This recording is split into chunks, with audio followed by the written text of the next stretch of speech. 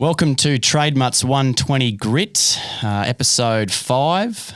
We are lucky enough to be here with one of our good mates, Dennis Rush, a local hero in Texas, Queensland. Local king. Dennis, welcome to the show.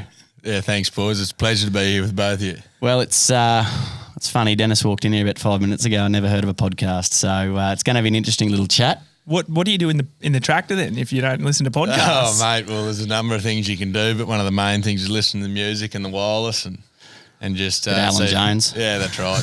See where the spare times takes you after that, you know.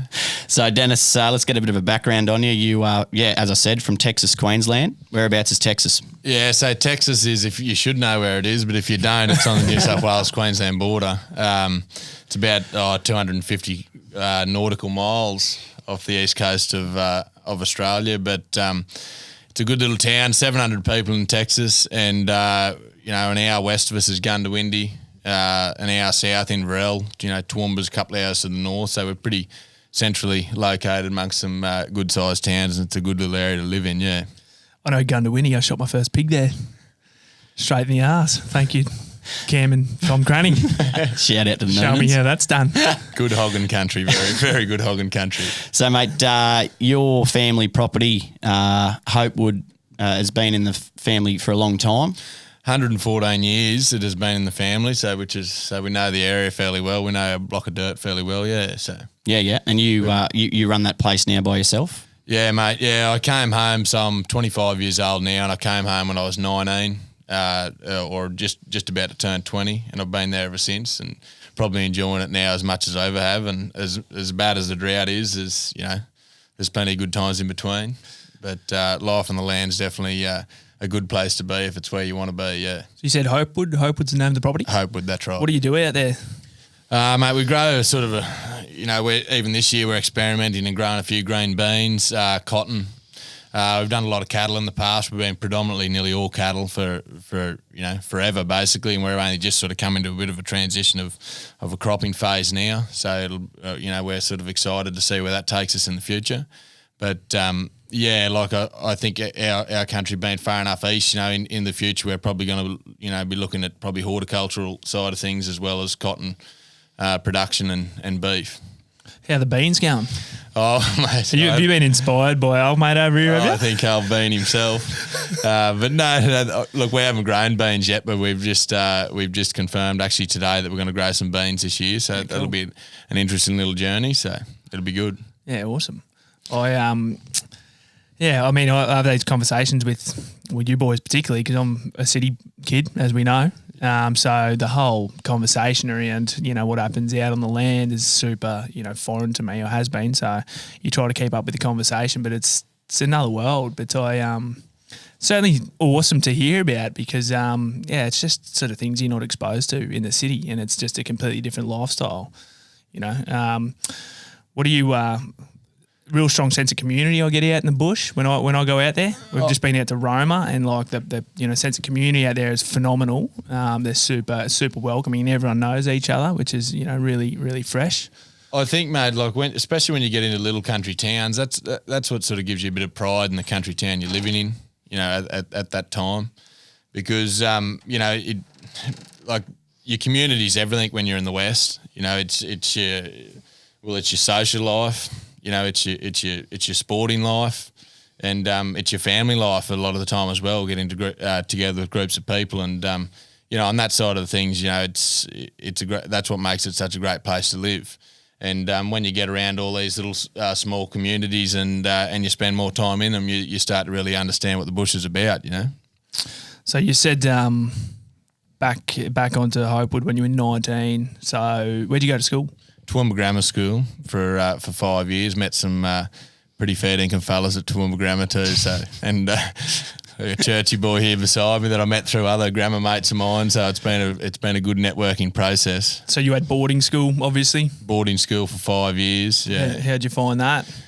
Mate, I liked boarding school, like in general, like that's where it all started for me. Like, because when you're in a little country town, you don't, like, I think I had 15 in my class. So when you're going from 15 in your class to 170, 80 boys, it's a big step up, and you branch out and meet a lot of people, and it gives you an opportunity to really meet very like-minded people.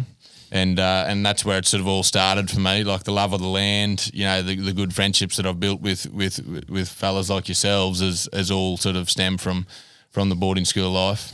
Yeah, it's definitely a good network of people. There's no doubt about that from boarding school. And I suppose, you know, touching on that, coming out of that environment and then going back out to Hopewood, did you feel a bit of isolation or? Yeah, you do. Even at the moment, like you get periods of, you know, where you feel a little bit isolated, especially like I live by myself in Hopewood. So, you know, there's a few nights there during the week where you're sort of sitting back watching a bit of TV and it's fairly quiet and a few soap operas. You're coping up with a bit of, coping with a bit of isolation. But, you know, there's been a lot of Saturday nights in the past where I haven't been that isolated. So, that sort of makes up for the quiet times. Of course. So run us through what is going on out there at the moment. I mean, there's mixed reports. I mean, middle of last year, there was total catastrophe going on out west. It was a lot of hype in the media and sort of it's been, well, almost dead quiet ever since. So what is the update out west? Well, things have sort of they've basically gone from bad to worse. And that's, you know, that's the only way you can sort of look at it at the moment. You know, like it's been confirmed we're in the worst drought recorded in the Murray-Darling Basin itself. Obviously, there's northern parts of Queensland and western parts of Queensland through the Channel Country that have had some good rain this year, which has been good to spread cattle numbers around and give cattle and sheep places to go. But just in general, you know, like the outlook at the moment's pretty ordinary. You know, they're forecasting, you know, dry weather throughout the spring. And you know, and it's certainly a worry for a lot of people, like, because, you know, there's cotton growers, you know, with you know, not a lot to look forward to, I suppose you could say. You know, there's not going to be next to no water allocation out of any parts of the northern parts of the Murray-Darling Basin, which is going to take a massive effect on communities, you know, like Moree, Gundawindi, Gunnedah, Narrabri, like all big centres, big cotton growing areas. Like, you know, it takes a lot of money away from those communities. But, you know, just in general, like, I think, you know, for a lot of families, like, it's really like a drought of this calibre is really going to sort a lot of people out, like, unfortunately, because, you know, no one sort of budgets for a drought to go on for this long, and it has gone on for this long, and it is still continuing. So until there is, you know, drought breaking or flooding rains, the situation looks pretty grim.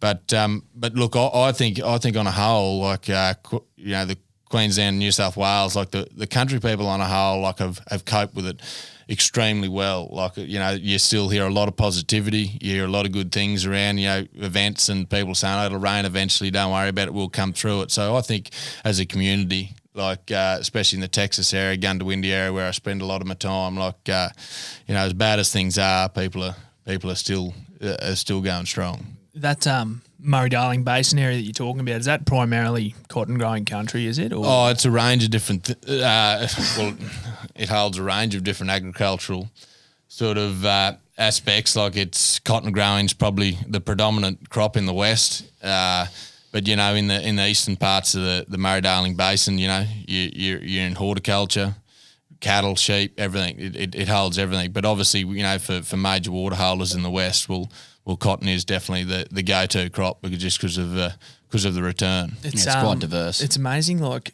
yeah, I find it just incredible because everyone is, like, you know, praying for rain, right? Praying for rain. And then we see what happened, you know, earlier. Was it this year? That big massive rain event came down. We were at Eddie's Bucks at the start of it, remember? That's right. We went up for, what was it, 3 or 4 days. Thought about there for a fortnight. 3 or 4 days of deep sea fishing and caught bloody 4 days of wind, wasn't it? I'm not too sure that I remember that trip. Yeah, that was the beginning of it. Yeah, exactly right. But yeah, everyone's praying for rain, but, you know, no one's saying just give us the right amount that our cattle doesn't get washed away. You know what I mean? Well, that's the hardest thing about agriculture, and you'll be able to touch on this, Dennis, is that no matter how good operator you are, and, you know, no matter how good a budgeter you are, and livestock handler or, you know, cropper, if it doesn't rain, she's kaput. That's right. Yeah, no country's any good if it doesn't rain. Exactly. That's what people say. Like, you know, and that's a frightening thing about, you know, a lot of the good country around, especially, you know, around the Moree Shire and that sort of thing. Some of the best country in Australia, you know, like, well, no country's any good if it doesn't rain, and you know, until it rains again, we won't see how good it is. Yeah, I remember, like, in the early 2000s when we were in drought, And I just sort of thinking at what point are they going to build a big pipeline or something? Or why haven't they done that yet? Why haven't they done a big pipeline from some of the, coastal cities? I wouldn't have a clue how it would work, but just to get, shift water out there somehow. I hear what you're saying, and a lot of people don't really think like that, Dan, because as you touched on it earlier, I think a lot of people don't really know. They don't really know what's going on in the West, and when as a country, is Australia really going to go for another 100 years without building another water storage facility somewhere? I think, it's time that, for Australia to start looking at some development. Well, they reckon by 2050, I think, this is what I've heard, that our population is expected to be doubled. Exactly. That it is now, and that's only going to put, further strain and stress on, what is an already, under stress agricultural industry. Absolutely, Yeah, I mean, it's just, and that's just in Australia doubling in size. What about our Asian markets or the European markets? The globe is growing at such a huge pace. Well, I think all agriculture all over the world is going to have to really dig in and say, where can we develop and where can we increase our capacities, because unless we do, well, what's going to happen? Where are we going to go? So I think Australia is a country of huge agricultural potential, and I don't think we've quite tapped into that yet. I think we hold some of the best farmers in the world, but I think we've got a long way to go until we become a really powerful agricultural nation. So with regards to the potential strain or requirements that that we're going to need to be able to cater to the growing population. What's the future sort of looking like at the minute with regards to, retaining young farmers and young agricultural? Well, one difficult side of things that I can see looking from the outside in at the moment, especially, is because, agricultural country now is becoming so expensive. It's so hard for young people to get an opportunity to buy in. Yeah, 60% equity. Exactly, staking in there. And I've got some mates that are have got all the ability in the world when it comes to farming or cattle or whatnot, but are lacking that opportunity. And it's purely based on the financial opportunity because. And unfortunately that puts a bit of a barrier on a lot of young blokes in the West is that financial side of things of trying to get in. But, I think it's a bit of a case at the moment with the bigger sort of getting bigger, and the smaller family operations find succumbing to the financial pressures a bit. That's right. Find it a little bit harder to expand, especially when you get a hold up of a drought like this over a period of time. So you're still on a family owned block, as you explained. So I'm interested to know what your general feeling is like when you finish school. There's so many different options, I guess, nowadays, but were you always going to go back and work on the property, or did you sort of... I always had the love for the land. It was always in me, and deep down I always knew I was going to go back. But my father passed away when I was 15, and so at that stage he leased the property out for 10 years. So I wasn't supposed to be coming back home till I was 25. But anyway, with a lease agreement, and that sort of all fell through at the agent, gave me an opportunity to come home a bit younger. So I obviously jumped at that. So I jumped at that opportunity and sort of ran with it. So that happened when you were 15. You lost your old boy. So changed your outlook or your prospects, I guess. Yeah, it just I suppose Dad didn't want me to come home. I suppose, looking if my old man was still alive, well, I would doubt I would have been home before I was 25. So, maybe everything happens for a reason. It's given me an opportunity to come home younger and really have a go and make a lot of mistakes in my younger years rather than my later years. So. Made a few, have you? Oh, yeah. And you got to admit to that. But, I've made probably more mistakes than I've made good decisions, but it's all part of learning, just character as long as you don't make building, that mistake twice. Or definitely not 3 times. And it's a worry that's 3 times. I think I may have made a couple twice. So run us through the pressures you felt, mate. Obviously losing your old man was massive. And how did you deal with that? Firstly, Mate, it was a hard period of my life. Like it was a feeling of probably a little bit of emptiness, and especially these days, you know, like you when you're sort of forced to make decisions, and a lot of the time they got to be quick decisions. You know, like you think a lot of the time, geez, it'd be good to have someone there that you could sort of look over your shoulder and say, well, what do you think, or ask your opinion on that. So I sort of work on a lot of the time. I work on a gut feeling and make decisions off that, but you know, it was a hard period, But, you know, you don't have to look far to find people, you know, worse off than you. I had a great father for 15 years of my life, and you know, I'll always remember that. And I've got a very good family.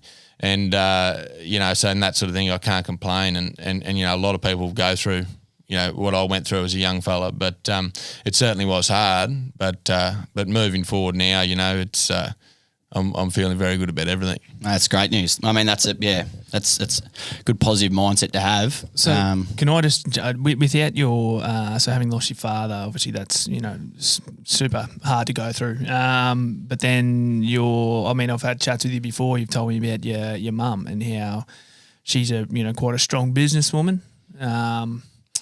So I guess she's obviously sort of become, you know, she's definitely nurtured me along the way, and you know, that's been.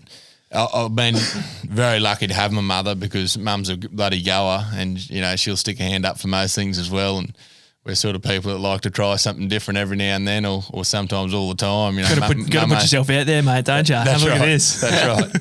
That's right. You know, mum owns a local pub in town too, so I've spent a lot of time at the Stockman Hotel in Texas, and you know, it's given me a good opportunity to spend a lot of time in the community. Geez, you must have run up a fair tab there. Or what is it still going? When's the last time you squared it? I reckon I've had more counterfeeds than anyone else in Queensland for a man that's 25 and is only 85 kilos too. So you must be working hard, or what? Phenomenal metabolism, yeah, mate. Oh, Rushy, mate. Tell us about, touching back on my Bucks party, the night after we got back from my Bucks party, there was a viral video of you that went all across Facebook and social media. Mate, hang on, it made the pro. Didn't make the project. They never called you back. The project pulled the pin on me in the end, because they sort of, I think I came in, well, not with an aggressive nature, but I was. Tell Waleed what he's missed out on. Yeah, you bad boy. But, no, man, I don't know how me and Waleed would have got along, but you can probably imagine. I think it was just that you know, I was sort of pro cotton grower and they were very anti cotton grower, and I think it didn't take them that long to work that out. So the project pulled the pin, but regardless of that, yeah, it was. Look, I was just at a stage. I'd had a big 4 days away with you pair, and you know, just the media, the strapping we were getting in the media in the time. I was just like, well, you know. Well, I remember. I just felt like it was time to say something. Yeah, because I remember a conversation that you and I had. I can't even remember what time of the morning it was, but there was no way you could sleep because the rain was nearly shooting through the tin on the roof. That's right. It was absolutely coming down. Terrific shower. I remember it. Yeah. Terrific Phenomenal. Shower. Yeah. Phenomenal. And we lay there, and I won't forget this. Honestly, I told a bunch of people this. I said, Dennis was in the bed next to me, and in a separate bed next to me. To clear that up. We pushed them together on the last night. Yeah. Well, you know.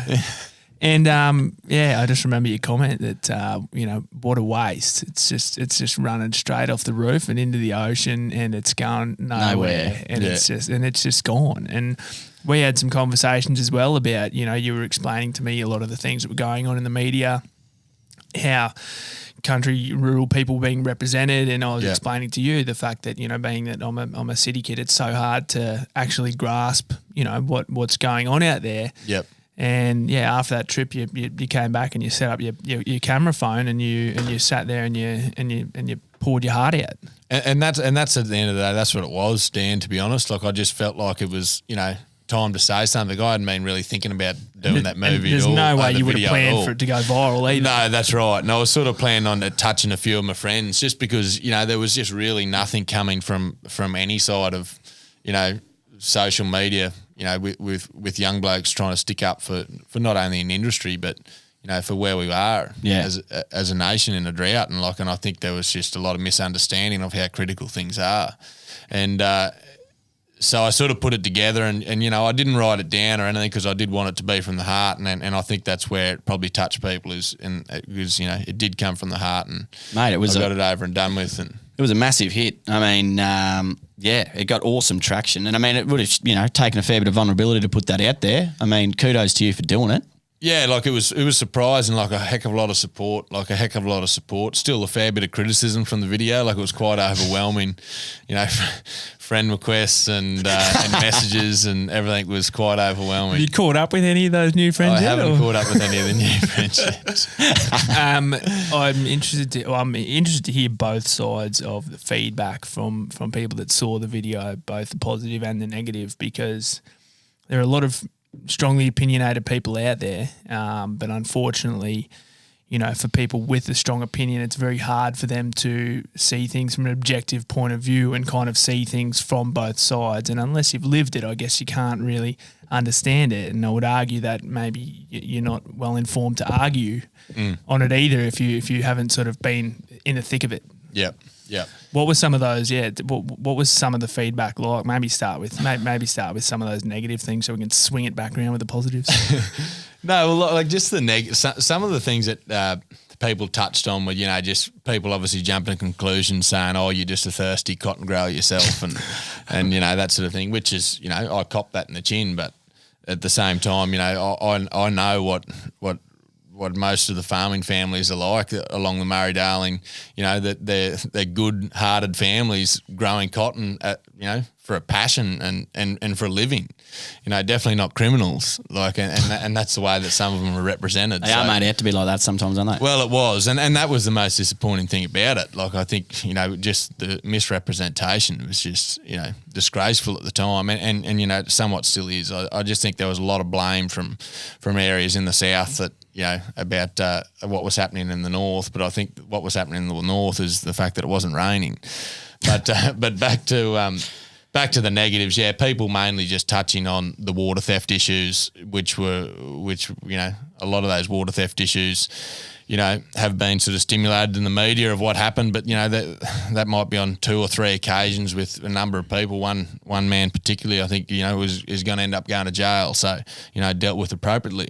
But the positives out of it were far outweighed the negatives, and I really realised I touched a lot of people. I had a lot of messages from a lot of people, sort of congratulating me on the video, which was good to see. And it'd be hard not to be touched by that video because aside from anything else, the passion that was coming through was like effortless, right? And it was raw. I think that really comes across. And I think Australia has got a low tolerance for bullshit. And I think what felt like was coming through the camera on that was it was a young bloke really pouring it out and quite well informed and quite articulate, might I add. I thought that was quite yes. And so that's very engaging, but almost as engaging were those hands that were almost coming through the camera because we'll put a link to the video below here somehow. I got it off my mother, the hand movements. I definitely got that off my mother. I get quite excited. Oh, don't worry, you're preaching to the choir, mate.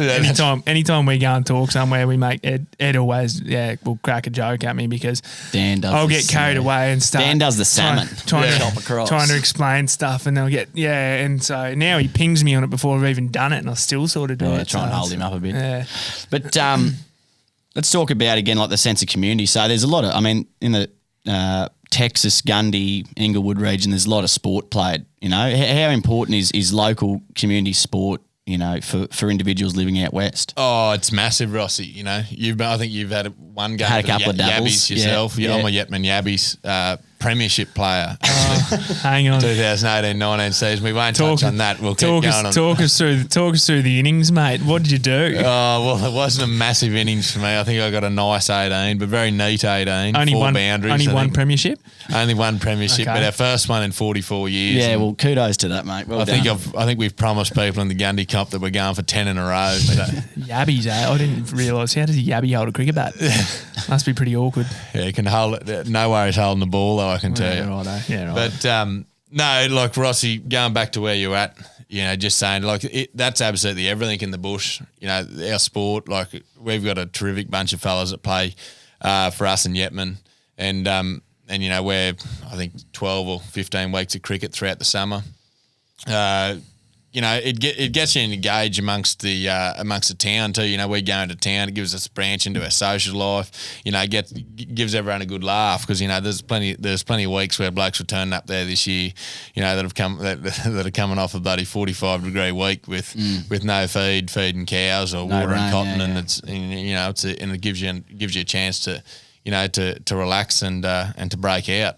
How are blokes out there in those situations? Are blokes seeking help? Are they how are they seeking help in these times? Well, I sort of it's funny. Like even in the rural side of things, how much people are struggling because you can look over the fence and see how much they're struggling. You don't have to ask the question. You can see it, and and it comes back to what you and Dan are really trying to do with starting conversations because, it's not something I must say that I've talked about in private with my neighbour or the block two blocks over or the family friends. Everyone talks about how tough it is but really, people need to be probably talking about how tough it is at night when they're lying down in bed looking at the ceiling, and that's a big issue. And I've had some very stressful times myself, and many of my friends are under, financial pressures and pressures from, seeing your stock deteriorate and seeing your country deteriorate. It's a big thing.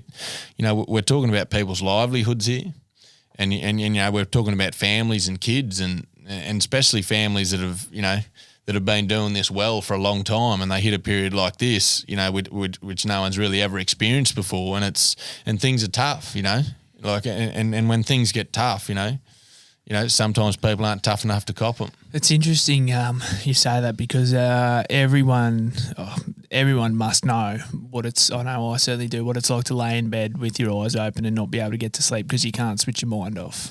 Yeah, that's something that everyone has experienced at some point or another. But you're saying that all you got to do is look over the fence and you can see how bad people have got it. But no, but it's sort of the elephant in the room, I guess, or you're kind of not actually addressing like the the nitty gritty of the struggles. You're just saying, you can see that can see that they're doing it tough. They can see you're doing it tough, but we kind of just know that we're in the same boat, so we just kind of plod along and like there's been a number of things in town where it's got drought stricken communities together, and it's just a hard one, like especially in my position, like I'm probably as young as they come on the land, and for me to go and speak to another cocky, the neighbour who may be 50 or 60, well, it's a little bit out of bounds for me, but I'm not saying that that's the way it should be either, because I think if you're mates, but it's a little bit tough for me in that regard. So that's why I sort of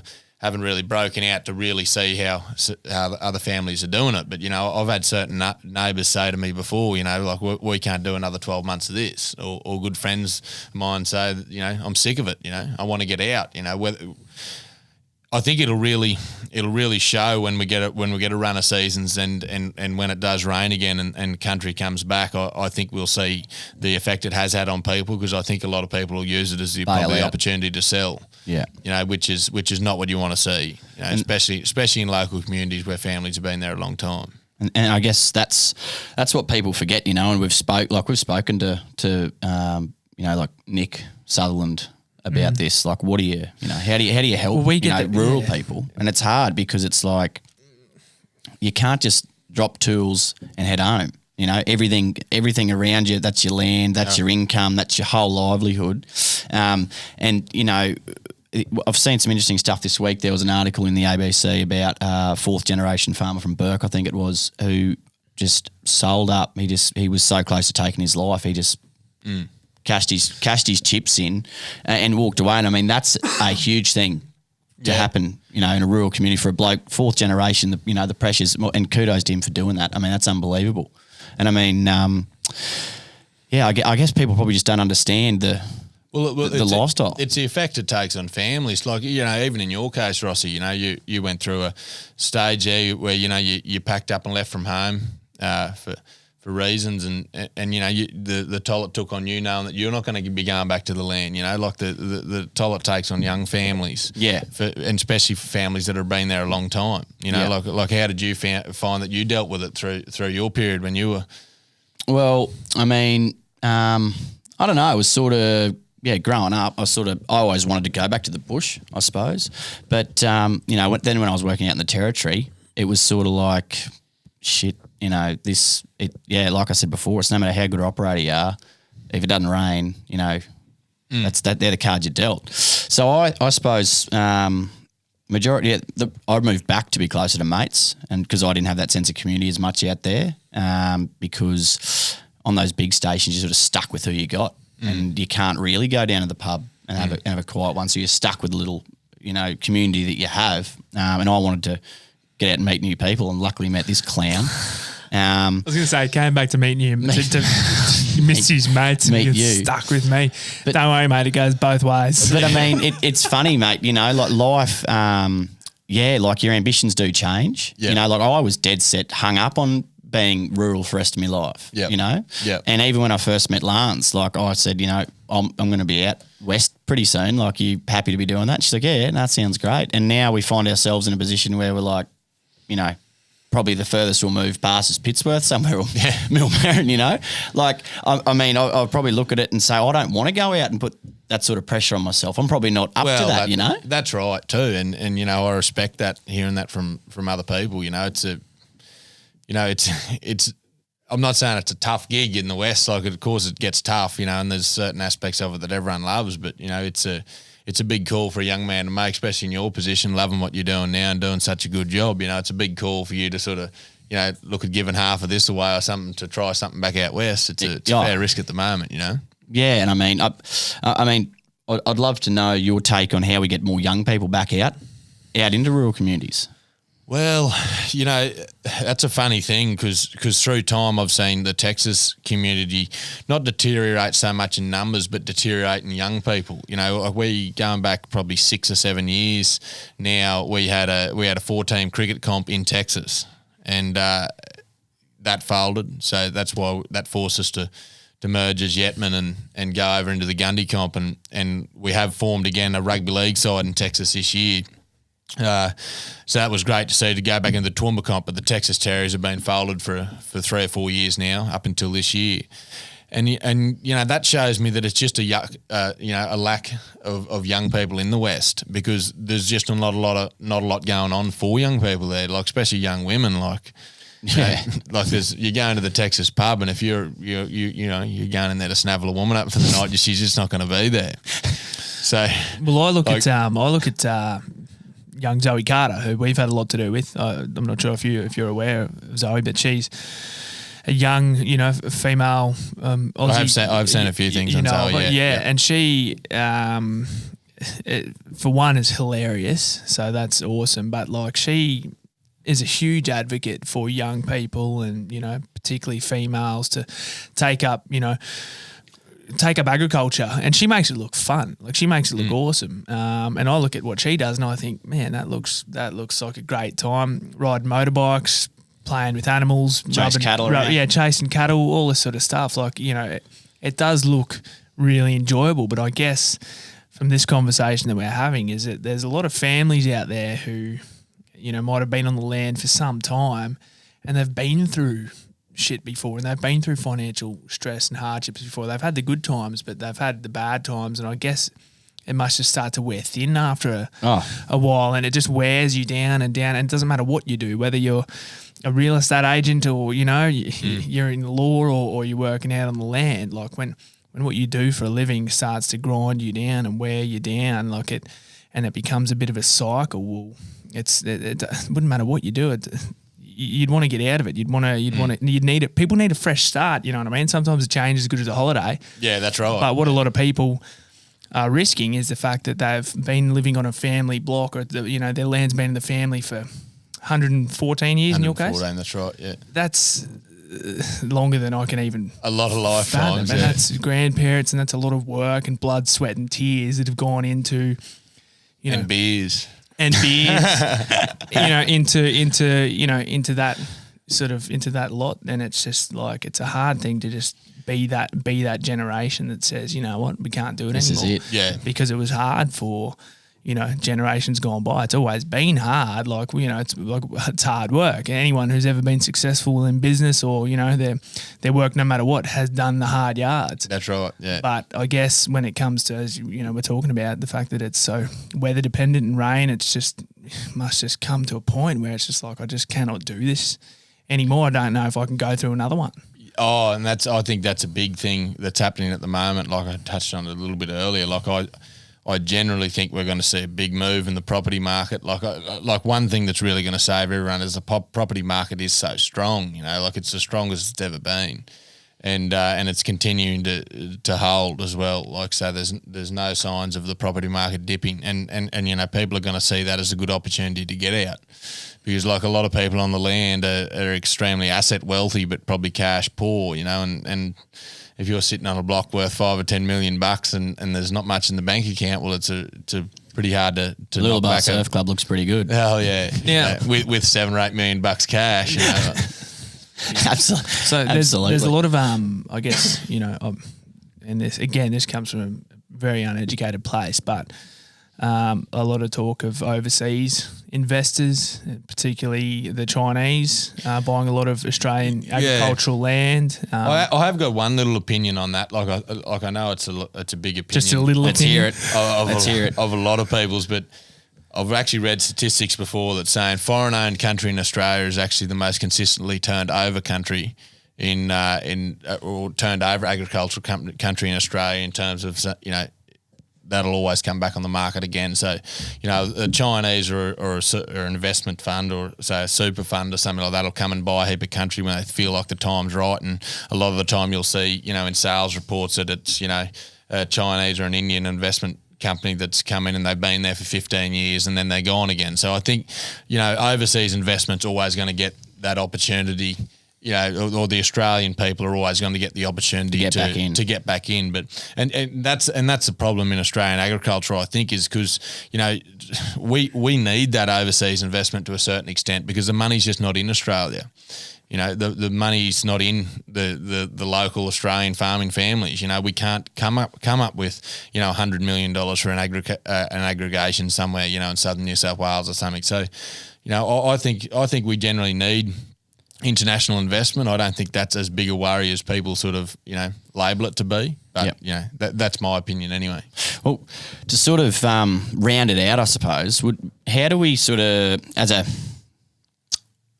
very, society that's very driven to the East Coast and you don't get any sort of information out west, how do we bridge the gap between the rural communities and the the big cities of Australia? Where's it falling down? Yeah. I generally think I generally think it's got to start at the start, Rossi. Like I think it's got to be somehow included in education. Like how else are we going to bridge that gap without the education of everyone? Yeah. In our schools, there's got to be. They've somehow got to figure out something in the education system. To even give some people a little bit of an idea, and not only in agriculture, but I believe in politics. I generally think a lot of people are voting, for Labor or Liberal because their parents have voted for Labor or Liberal for 30 or 40 years. I think there's a lot of people with not enough insight into politics and into agriculture, and I just think I don't know how.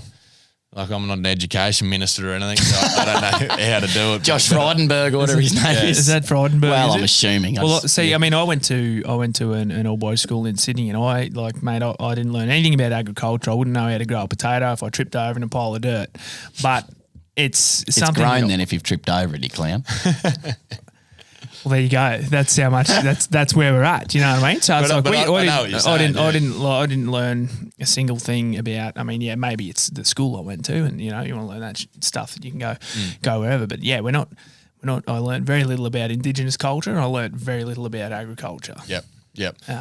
And to be honest, there's a lot of things also that I don't know about the East Coast either. So, it can be a bit vice versa sometimes. It says, mate, you got about 4 buttons undone on that shirt. You're looking pretty like you're ready to go out and show off that chest, mate. I've spent a fair bit of time on the East Coast.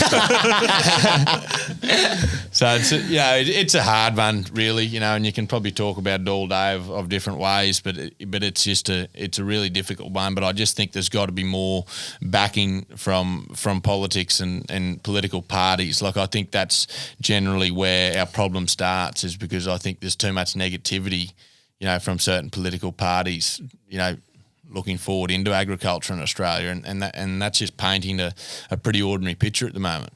I just think there's a lot of opportunity that isn't being taken at the moment, and until we can take that opportunity and move forward, we're just at a bit of a standstill.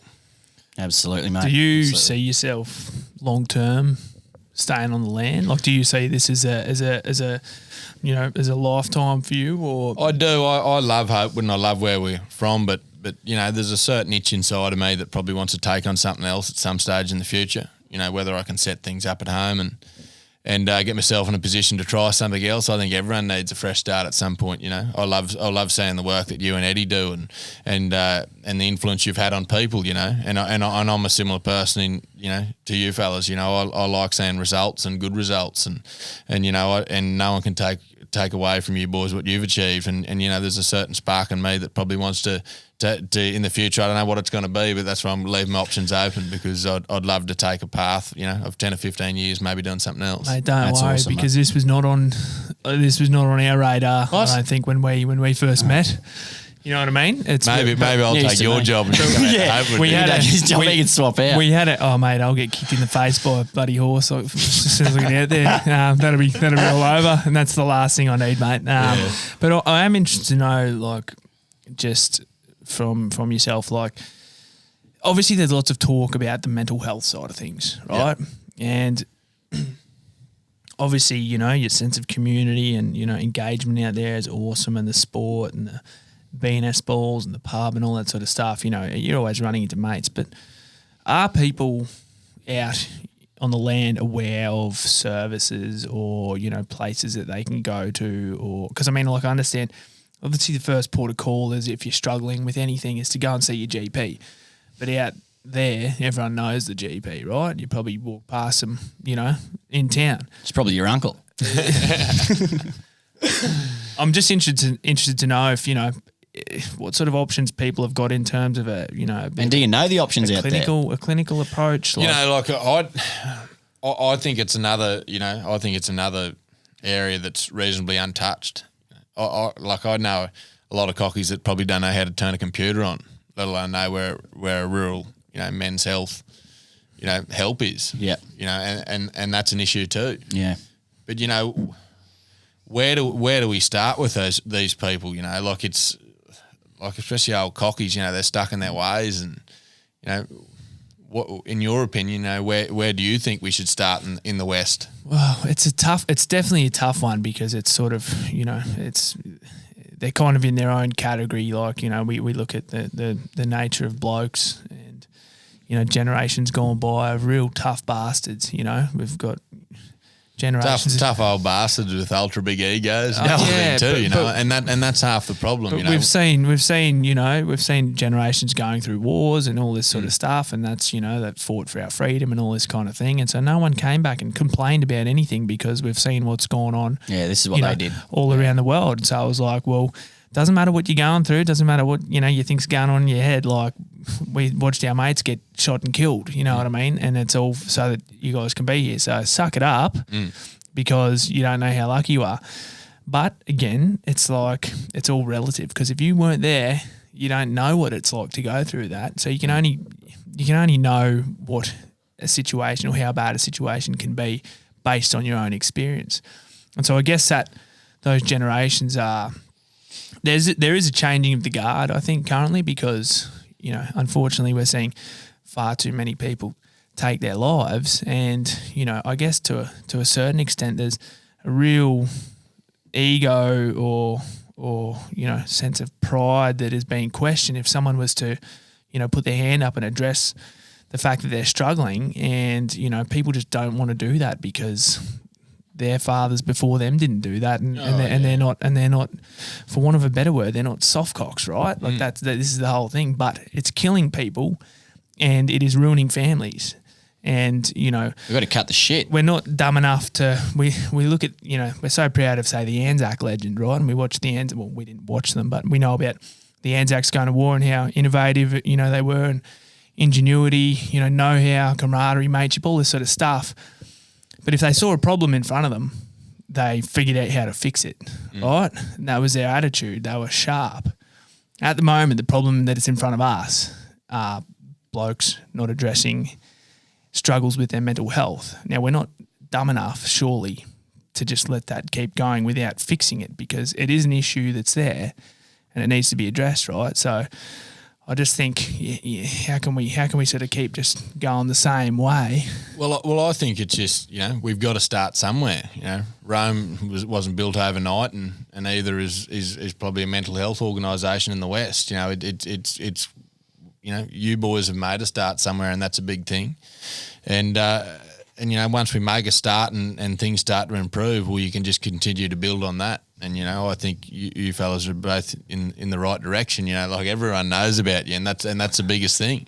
Well, you see heap out at the golf day, isn't it? Yeah. Oh, I was out, the places I've seen the shirts has just been incredible. Like, well, I couldn't even name them now, but there's a group at Gundy the other day on a Cotton Growers Day with the shirts on, and that's all it's been. It's been exposure.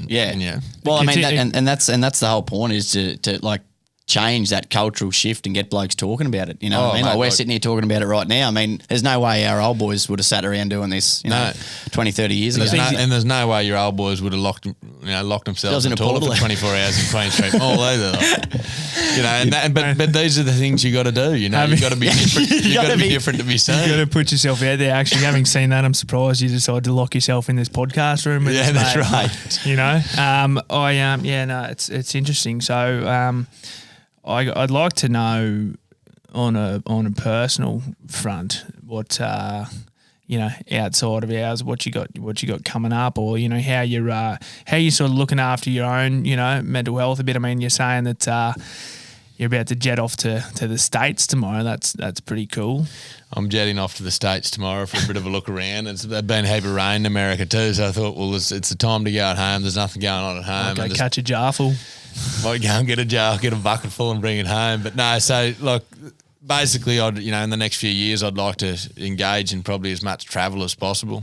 Especially while I'm young, and especially while we've got a good crew of workers there at home at the moment, and it's given me an opportunity to go and explore. And I think that's the biggest thing about especially mental health too is not forgetting to live. And that's what droughts sort of engulf some families in is them not being able to leave. And it's that overexposure of seeing the same thing every day, feeding poor cows and going to bed at night. But maybe a good break and to somehow get yourself out for a few weeks is probably possibly the best thing for you. And I try and be as social as possible, and I haven't noticed. Social butterfly, and mate. have as many beers as possible with mates, on a regular basis, and always but have a good laugh. Moderation, of course, right? Definitely in moderation, responsibly. No more than 4 a night, and basically keep myself sane that way. Whereabouts in the States are you headed? Well, we're sort of starting in Texas. What a place to start. You're going from Texas to Texas. Texas to Texas, and I can't wait to be in Texas, and tell people I'm from Texas. But that's probably basically where we're going to start. I'm travelling with my partner at the moment, so and we're going to drive up to New York, so that'll be fairly exciting. Where we're going to go through, we don't really know. Nashville, Tennessee is probably definitely one stop, but other than that, mate, just whatever happens. Oh, that'll be good, mate. Well-earned break. Well, thanks so much for your time today, mate. It's been a pleasure, fellas. It was great to get you in finally. Mate, can I just ask quickly, you've got a good voice on you, right? And you use words well, and, based on that video that, you chucked out earlier this year, is there any sort of future for you, potentially as a bit more of a voice for the voice of rural Australia? Well, I did mention to a mate of mine, Digby, there at one stage that I was going to run for Prime Minister in 2022. But I'm going to keep that. I think I'm going to hold that off till maybe 2030 too. Is that have you just announced that? No, that's a joke. But the last thing I want to be is Prime Minister of this country. Hard job, mate. But very big job. But no, look, Dan, definitely like and that's where, you know, I said to you earlier that, you know, I've got a bit of an itch to possibly do something else maybe in the future. You know, haven't given the right opportunity, I might go down a path of being some sort of voice for something. Whether it's only over the microphone at the Texas races or not, I don't know. Just talking smack for the Yetman Yabbies. That's right. Yeah. Either way. Well, mate, you'll have to figure out what a podcast is and Get one going in the tractor. Look this one up and listen to yourself. That's right. And you can make up your decision then once you hear your bloody voice back through the radio. That's right. Righto, boys. Well, thanks for your time. Thanks for you, coming Dennis. in, mate. Good Appreciate on it. you. Better go and have a beer. Sounds Bloody good, oath. mate. All right. Thank you. On ya.